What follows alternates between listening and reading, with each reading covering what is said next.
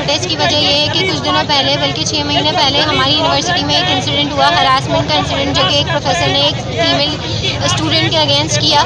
उस स्टूडेंट ने stressful condition में होने के बावजूद बहुत सारी अथॉरिटीज़ को बताया, जिन्होंने उस वक्त टाइमली एक्शन नहीं लिया, और अभी भी हमें ये कहा जा रहा है कि हम आपको 2 हफ्ते बाद 3 हफ्ते बाद बताएंगे। तो हमारे मुतालबात ये है कि जिस इंसान ने ये हरकत की है, जहाँ हमारे इंस्टीट्यूट, कोई भी इंस्टीट्यूट हो, एजुकेशनल इंस्टीट्यूट्स का मकसद ये नहीं है कि वहाँ पे हर फीमेल स्टूडेंट अपने आप को चौकन्ना रखे हर वक्त के हमारे साथ अभी कुछ हो जाएगा, हम यहाँ अकेले नहीं जा सकते, या फिर हमारे ऊपर ब्लेम कर दिया जाता है कि या तो हमारी ड्रेसिंग इस तरह की है, या आपने उस वक्त उस टीचर के साथ जाना नहीं चाहिए था।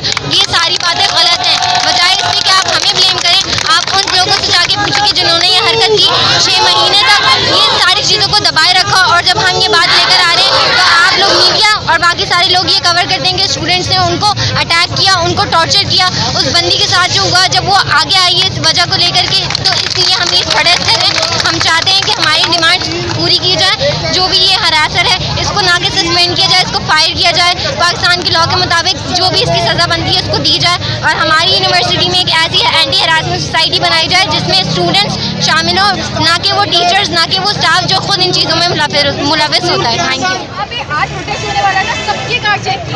2 साल पहले यहाँ पे नॉन जेएसए स्टूडेंट्स आते थे, हरेस करते थे, यहाँ पे पोस्टर लगाते थे लड़कियों के खिलाफ, और कभी कोई किसी ने कुछ नहीं करा। हम प्रिंसिपल के पास गए, प्रिंसिपल के पास गए, प्रिंसिपल ने बोला पीछे रखे भाई, मैं भी हूं ना।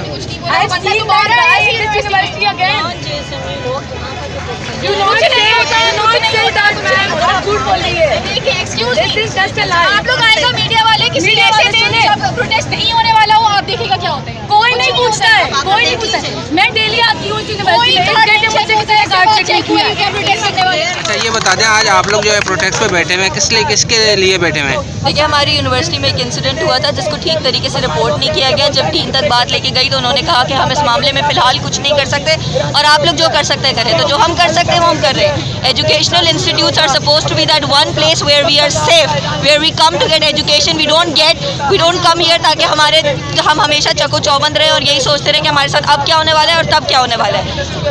Societies and management and hierarchy are supposed to take proper action of every complaint, especially complaints of harassment.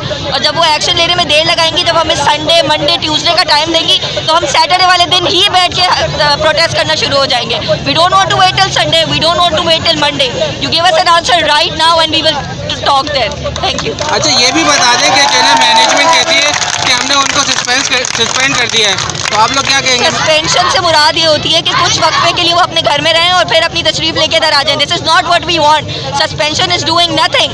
या तो वो उसको कम्प्लीटली निकालें, या फिर उसको किसी ना किसी किस्म की लॉफुल सज़ा दें, जो हमारे मुल्क के कानून में जिस हरासर की सज़ा है। जब वो जेल से निकल के आ जाए तो भले उसे रिक्रूट कर ले, जो करना है करे, लेकिन उसे जेल भेजे। उसकी जो पाकिस्तान के कानून में एक हरासर की सज़ा है वो उसे मिलनी चाहिए। Suspension is not enough.